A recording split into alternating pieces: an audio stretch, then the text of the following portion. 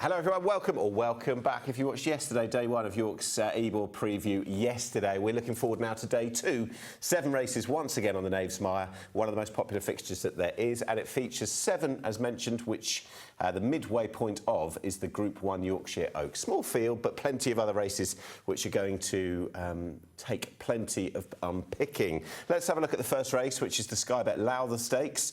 It's a Group 2 over 1,200 metres. The pan flat straight track, which you'll be familiar with, right up the grandstand side there at York. Let's have a look at the runners in 2025.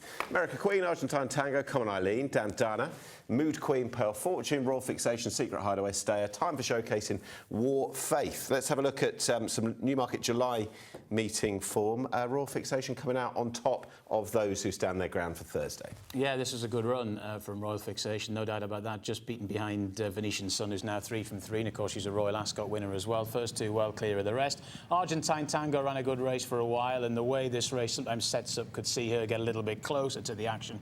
But Graham, this is the best piece of form on show, and she's going to take it beating Royal Fixation. Yeah, it's the only filly who's hit the level normally needed to go very close in this race. She is drawn 11 of 11. She may be a hold-up filly. We can't be sure on that. But the main point to make here is she's going to be a fairly short price. It's just a question of what's your price. If she's 2.5 or bigger, that's a fair price. If she's shorter, that's tight. Right, let's have a look at America Queen, Graham. What did she achieve with this massive wide margin win? Well, first of all, guys, it's very rare you see a maiden race at a good track like Haydock won in this style, unless the ground is bottomless. This filly absolutely bolted up. €180,000 Havana Grey Breezer, won by a dozen lengths, just pushed out with hands and heels. My slight reservation, John, is she didn't have to run that fast. There wasn't one single furlong when she dipped below 11.65, and she's going to have to dip below 11.65 several times to win this race. Ryan Moore is booked, so she's going to be massively popular. But I'm still a little in the dark about this filly. It's a fair point. You need to sort of run a speed figure in the 80s in this spot, and she only managed 53, I think it was. So she's got to step up on that, definitely. What do we think so far, John, of War Faith, who's been on her travel? She comes back to the UK. I like the name. And also, it was a good run at Hamilton. This is the one that we're seeing now. But then she went to La Teste de Bouche over in France and recorded a good time figure there as well in a race which, unusually for the French, was run at a strong gallop. And she was at the forefront of that the whole way. So she's a horse that's going extremely well at the moment. The upward curve is a steep one, Graham. I think she'll run well. And because of connections, she might be a little bit of value for a place in the Whirlpool. She led and won emphatically in this race at Hamilton, went up in class, showed that she didn't have to lead in France last time. More improvement needed if she's going to be a winning chance, but a little bit of improvement, just a little bit, would take her into top 4, I think. Graham, let's have a look at Stayer. She's finished second most recently at Ascot, but we're going to have a look at her performance when winning at Sandown 2 starts back. Yeah, already touched on Havana Grey Breezers. Here's one that cost 375 grand. So she breezed very well. Pick her up on the outside of the field in this good 5 furlong race at Sandown. Stalk, pounce, good win, useful form. Went to Ascot last time, John. Whirlpool race on King George Day. The Princess Margaret ran a really good race from off the pace behind a good filly Fitzeller. She looks extremely solid for a place at least. I think she'll go well. Slowly away is something that appears quite a lot in her race comments at the moment in her career. That might not be ideal for this race. So she's not in my numbers, but she could go well. OK. Looking forward to this. 1, 2, 3, 4. I think there might be a bit less between the top 2 in the market, top 3 in the market than the betting suggests here. So I'm going to take a value play here on 9 Stayer. I think she's a very solid win and place chance ahead of 7, 2 and 11. Stayer on top for me, John. I've got Royal Fixation on top. I'm slightly concerned about the run style. This race does often go to horses that are very prominently ridden, so we'll have to wait and see on that. For that reason, I think Time for Showcasing can go well. That was a good run at Newbury. I was there that day, and it looked good, and it continues to look good with further investigation. Argentine Tango, they can get a little bit closer to Royal Fixation. She'll go forward, and War Faith is a prominent runner as well. So there might be a little bit of each-way value behind Royal Fixation. John, I'll join you with Royal Fixation. Best of luck, whatever you're playing in the Lowther. Plenty of horses in attendance for the second race. It's the big sales race, 2-year-old race on the day with a massive prize money amassed. So no doubt it's going to be a really competitive race. Let's have a look at the track, and you'll be well familiar with this. It's identical to what the Fillies and the Lowther would have taken, but 35 minutes prior. So that is your course map. These are page one of the runners. Tadej, Italica, interesting, and Fillies having a great year. Further down, Boston Dan, Cosmic Clarets, Frontline Fury comes back from Ireland, Cover Chameleon. Over the page, and Rakeb, interesting runner, Ricky Tiki Tavi, Kotai Bell down to Game Striker, Paroda Diva and Saffron Dandy. A lot's happened since this day in May, Graham, at York for Tadej, but it's having a good year. Here's a horse with the best form and maybe one of the best draws, because I think he's got the inside gate one in a big field, and I think he's got better since this win. He does beat a useful horse here, Do or Do Not, the runner-up. Gave him plenty to think about and has since run well in several group races. But I think, John, that Tadej has gone on and improved from this York win, because last time, with blinkers fitted in a Deauville group race, he was a pretty decisive winner. Yeah, and so therefore he's got definitely the best form in the book that we can see. And what I also liked about that York run is the fourth's come out and won since, and then the Coventry Stakes, in which Tadej was sixth, has worked out extraordinarily well. So there's a lot to like about this horse. Often the market can get excited about the top-rated horse in the race here, because there's quite a lot of horses that have to find a heck of a lot. But from gate one, as Graham says, this one's going to take a lot of beating. We should also mention that this is a big sales race. It's a restricted race, and the two horses with the best form besides Tadej, Power Blue, who's won a Group 1, and Fitzella, aren't on deck. So Tadej is a standout horse. The only concern, John, I think, is a significant penalty, but his form is good enough to take him very close. And Holly Doyle has a chance, after a troubled start to the week, to put her name in lights again. Absolutely. Right, let's have a look at Tom Dascombe's Italica. Get the thoughts of John alongside. Since been to Ascot over 1,400 metres. Drops back to the 12 again. Well, yeah, gate 16 is not going to be absolutely ideal, but again, in a race where there are lots of horses of differing quality, I wouldn't be getting too concerned about the draw, and has proven himself over a little bit further as well, which is a definite plus in this.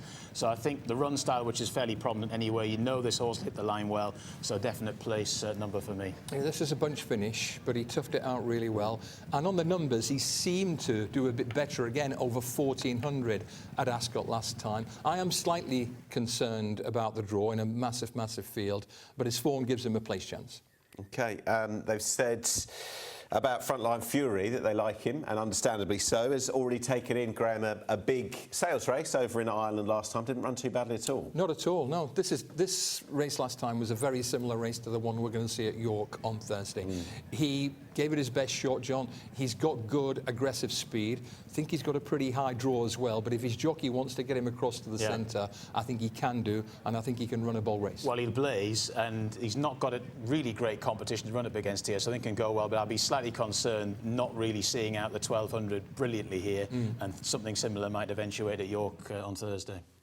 Let's have a look at one of the stars, and she really has been, of the juvenile ranks this season. Anthelia, John, alongside, they've said they're going to pot hunt, rightly so. She's already earned an absolute fortune and had a great year. She has. Unfortunately, though, for Anthelia fans, all her best form's been at 5 furlongs. So, I mean, again, her class, which is pretty high up there in terms of all the other runners in this race, may well be enough to get her through into a place. Again, I've got her in on a minor line, but I am a bit worried about the 1,200. I'm not. I think she should stay the trip, no problem at all. She was very strong here at the end of a stiff 1,000 metres at Sandown. She was equally strong in a big field when getting up right on the line to win the super sprint at Newbury. My only reservation is she was getting quite a bit of weight from the placed horses at Newbury. She's not quite as well in at the weights this time, but she's proven in a big field.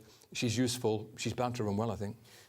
Graham, 22 declared, but a lot of them are very, very big prices. Is it easy to draw a line through some as you go into your selections? I think it is. I think we've got a couple of horses at the top of the market who are really solid, though. One, Tadej, speaks for himself with that Deauville win. Headgear seems to suit him. 3, Anthelia, has been thriving from race to race. 9, Frontline Fury, plenty of speed. And the 1, I think will run well at a big price. He's a maiden at the moment, but number 10, Golden Brown. It's 1, 3, 9 and 10 for me, John.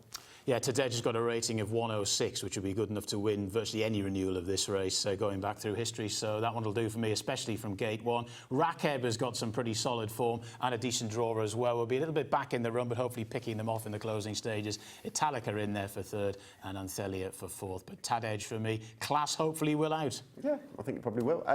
Best of luck, you two, Graham and John. I'm going to go for Rakeb as well for Richard Hannon. No stranger success in this race.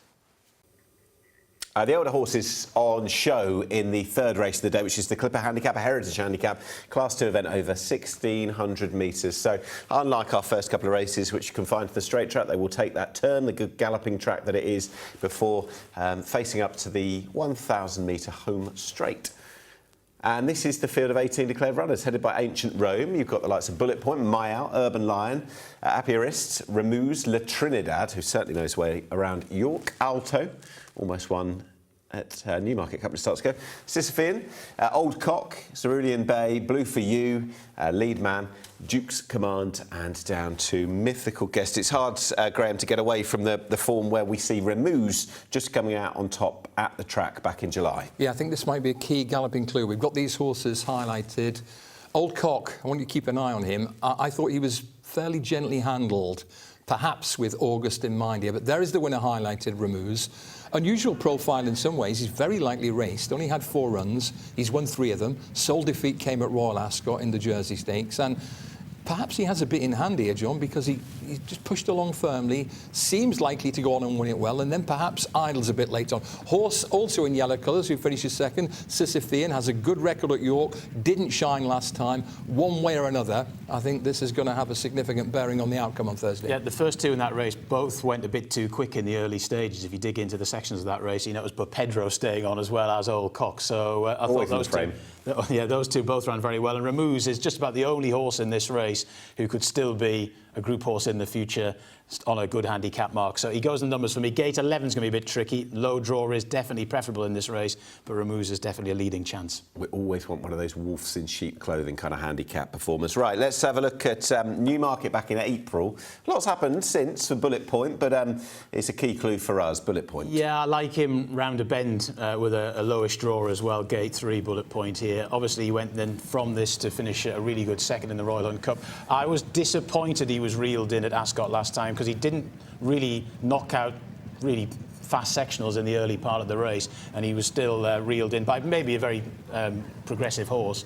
But I like Gate 3. I like a mile round a bend. I think he's going to be there or thereabouts. He absolutely makes his own luck, this fella. When he won so well at Newmarket, I thought he might have been a bit flattered to have that far rail. I was wrong, so wrong, because he ran excellent races for second in the Hunt Cup and at Ascot and King George Day. And if the handicapper could reframe the weights for this, he'd give him another £3 handy.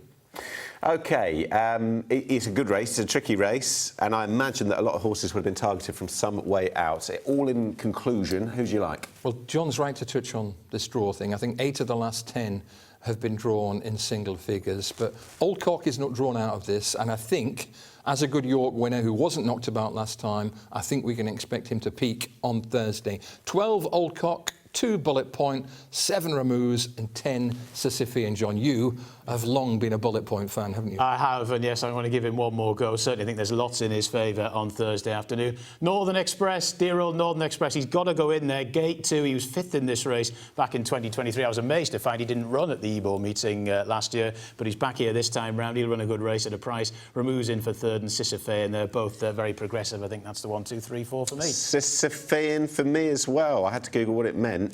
It's a bit like backing this horse sometimes. Best of luck, whatever you're going for. Big race of the day. It certainly is by way of stature. It is the Thames Network Yorkshire Oaks Group 1, 2,400 metres. For the best filly and mares, middle distance-wise about, that's the 2,400 metres that they have to take. It all looks good on paper, certainly. A little bit disappointing to say the least. More than a bit disappointing. We only have 4, but it was never going to be a big field from the entry stage. Estranged runs Danny Todd Hope, Garden of Eden, Wayne Lorden, Minnie Hawk, Ryan Moore, Killing Queen, Kieran Schumacher. John, I'm going to go to you because we're going to major on Minnie Hawk and her success at Epsom back in June in the Oaks, and Aidan O'Brien looking to, as Aidan O'Brien does, write a little bit of York history on Thursday by joining Sir Michael Stout as the joint winning most trainer of this race. Does Minnie Hawk simply win?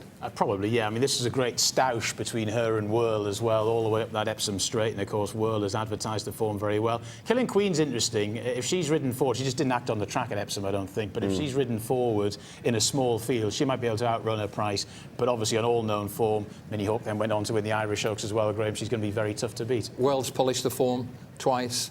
The 3rd filly, Desert Flower, was a classic winner. It looks really well, and if we roll on to the Curragh, people will look at the Irish Oaks success for Mini Hawk and think, well, this isn't that flash. There are reasons, guys, why it wasn't that flash. This was a slowly run race, and Mini Hawk on the outside of We Might Take the Long Way, who was a fair way behind her at Epsom, has to show a turn of foot. John, she does show some speed here. She comes home in 10.9 and 11.84. She's not just a grinder. I think Aidan O'Brien is only just beginning to scratch the surface with this filly. I think she's a crackerjack. Yeah, the second and third were in very prominent positions the whole way, and she was a bit behind them. 112%, yes, Graham. So they were coming on much quicker than the average speed for the race. So, yeah, she's going to be very, very tough to beat. Remember when Tagruda got turned over at very short odds? It can happen. It has happened. Can Estrange do it to Mini Hawk? I suspect not. I really hope she runs, because it's jarring that we've only got 4 runners here in one of our major Group 1s. It's astonishing that Gosden, Beckett, Godolphin and Haggis haven't managed to find one good filly to take Mini Hawk with. But Estrange is a good filly. There's no question about that. She's only been beaten once, and that was on the only time that she encountered fastish ground at Yarmouth. We pick her up here, John, and it's a small field, and it's a slow pace, and she might get to the front too early. I think the key point to make here is on similar ground to the previous time she went to Haydock, the time was 20 lengths slower. So this was a dawdler, and perhaps not the best performance to judge Estrange on. It's just a difficult horse to assess. Can she get to anywhere close to the level of Mini Hawk on the basis of what we know at the moment? And obviously there is the issue about the ground. Weather forecast, there's not much rain around, so they're going to have to keep the faith that she's going to be at her best on a fast surface. So for me, I don't see her overturning If you Mini Hawk. just look at the ratings, people will say, well, she's only £3 behind Mini Hawk. 114 plays 117. But I would be very surprised if Estrange can pose a major threat to Mini Hawk, trying to give her the £9 weight for age. 4 of the last 5, Aidan O'Brien, 3-year-old fillies, Content, Warm Heart, Snowfall, Love. Does that say everything you need or not? If you're looking at trends, Aidan O'Brien has won this race 8 times. They were all 3-year-olds, and the best of them, the real cracks, didn't just win, they absolutely bolted up. And I suspect Mini Hawk at a very short price can do the same. Well, peeping forward, Alexandra, all those years ago. Right, Graham, 1, 2, 3, 4, there were only 4. Yeah, it's very straightforward, I think. Short price, enormous chance. 3 Mini Hawk, 1 Estrange, 2 Garden of Eden, who might well make the pace for Mini Hawk, and 4 Quilling Queen, John. Yeah, I think obviously Mini Hawk will win this race, but if you're trying to find a little bit of value maybe for Quinellas, I'll just say Killing Queen. If there's not much pace, cast your mind back to Newbury Whirlpool race earlier on in the spring when she was on the sharp end throughout in quite a decent little contest, and she led them a merry dance that day, and she's quite good on the front end, so if it's all a bit tactical, she might run well at the price. Estrange in there for 3rd. Garden of Eden was disappointing in Germany last time out. She goes in there for 4th. It's going to come as no surprise. It's a team's team on Mini Hawk. It might not be the race to indulge in from a financial perspective, maybe just enjoy a very, very good filly. Best of luck, whatever you go for. Race 5, also for the fillies, also 2,400 metres, not quite a Group 1 race though. It is the British EBF and Sir Henry Cecil Galtres Stakes listed, as mentioned, 2,400 metres, exactly the same course and distance that Mini Hawk and Co would have taken 35 minutes earlier. Charlotte's Web is one of the 10, as is Carmology. They really want that listed win with her. Rainbow's Edge, Rose Prick, Aeolian, difficult to assess, as you'll see with the ratings there, because she's only had 2 starts. Alice Monet, Butterfly Wings, Crêpe Suzette, Lady Vivian and Little Dorrit, also without the rating. Real royal theme to this, given we've got Rainbow's Edge and Aeolian, Graham, in the same colours. But I want to go and get your thoughts on the latter, because she's only had a couple of starts. She's a big filly. They fast-tracked her in 2nd start, where she was well back, so in just a few weeks after her debut. I think she's one to keep on side. Yeah, she's bred for battle, this filly. She's a half-sister to Desert Hero, who won at Royal Ascot in the royal colours. I think she's by See the Stars, which I'm pretty sure is William Haggis's favourite sire. He won with this race with a very lightly raced See the Stars filly a couple of years ago, and she looks a strong galloper. You saw her physically, Nick, and you were impressed. Just do bear in mind, though, this is a much better race, and she was getting £7 from the runner-up there. She's up in class, but the trainer has form in getting this type of filly to shine in this type of race. So her half-sibling Desert Hero won at Royal Ascot, very good horse a few years ago, and I think she's about 50 or 60 kilos bigger than him, so she's a big girl, not to give her any form of insult. Let's have a look at some track form involving a couple of these. Another raw runner as well. Yeah, Rainbow's Edge. Edge, who finished second here behind San Gazelle, with Charlotte's Web finishing in third. There's not much between them. I'm going to go Charlotte's Web to maybe overturn this form over the 12 furlongs. That's a key issue in this race. A lot of these horses aren't proven at the trip yet, so it's a little bit of guesswork. But I did like the way Charlotte's Web hit the line here. She's got a nice draw. Rainbow's Edge got a nice draw too, but I think she might just be a better bet over the slightly longer trip. I'd take the slightly different view. I think they both have good chances, and they're the only two fillies in the race with triple-figure ratings.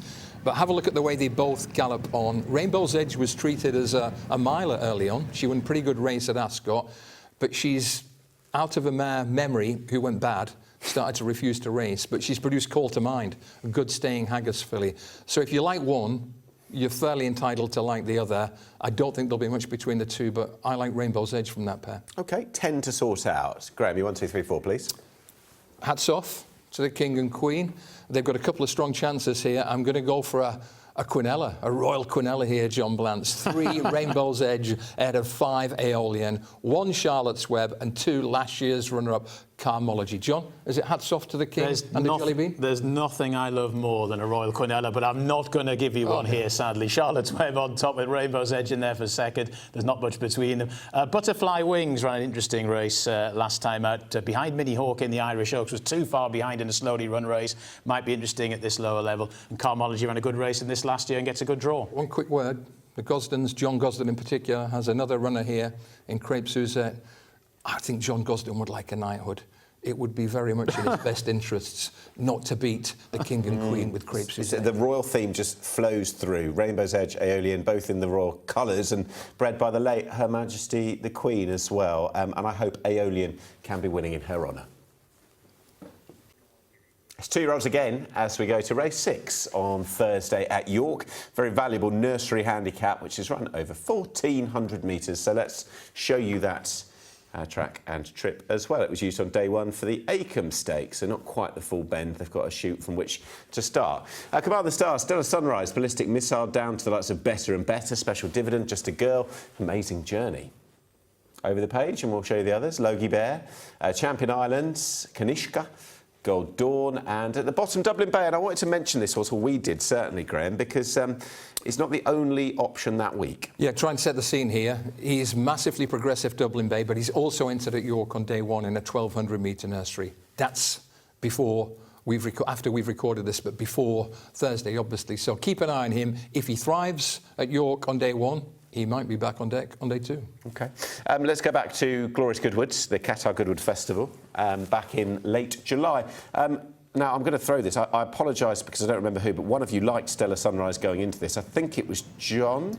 There you go. Look, I do remember such things. So yeah. You obviously liked the performance as well. I did, yeah. And the key with Stellar Sunrise is much better from the gates on this occasion, and that's been a big contributing factor to this horse winning. Oisin Murphy aboard, hopefully, on Thursday afternoon. Gate 19, 7 furlong track at York. A high draw's not as big a problem as it is down the straight track, the statistics show. This horse's early speed, or newfound early speed, is a bigger factor in his favour. It's a pretty good race, this, but it's not that strong. He's progressive, and I think the extra 200 metres will suit him.